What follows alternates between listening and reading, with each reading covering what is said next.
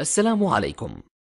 لا تنسوا الإعجاب بالفيديو والاشتراك في القناة تشجيعا لنا لنستمر بنشر المزيد إن شاء الله.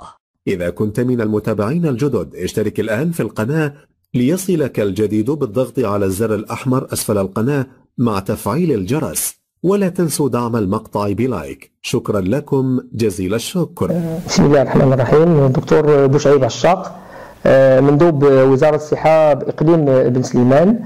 اليوم بغيت نتكلم على واحد الحالة ديال واحد الشاب اللي استقبلوا المستشفى الإقليمي ديال بن سليمان اليوم السبت 2 فبراير 2019 في الصباح مع 6 صباحا.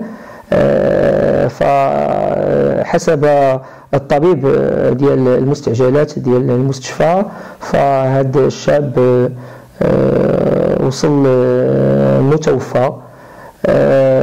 ملي الاسئله ديالنا العائله ديال المتوفى فاتضح ان هذا الشاب كان تيعاني من ارتفاع ديال درجه ديال الحراره واحد اليومين هذه. الاب ديالو داه لواحد الطبيب في القطاع الخاص، كشف عليه وعطاه الادويه. مع الاسف اليوم مع الصباح توفى. الاخوان ديال الاطر والاطباء ديال المستشفى فقاموا بالواجب باش يسعفوا هذه الحاله. مع الاسف قال لك بانها وصلت متوفاه. الاجراءات اللي كاينه هو ان دابا السيد وكيل الملك فطلب بالتشريح ديال الجثه لمعرفه السبب ديال هذه الوفاه.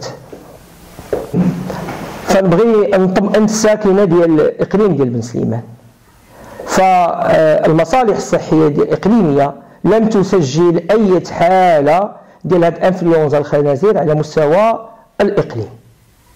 كل ما في الامر هو انه يتعلق الامر كاين حالات ديال لاغريب العاديه واللي كياخذوها المراكز الصحيه والمستشفى ديالنا حسب الوسائل ديالهم المتاحه. بالنسبه للحاله ديال هذا الشخص اللي توفى الصباح فنبغي ناكد بان التحريات غادي تكون من بعد ما طالب السيد وكيل الملك بالتشريح ديالو، وديك الساعه عاد غادي نعرفوا اشنو هو السبب ديال هذاك الوفاه.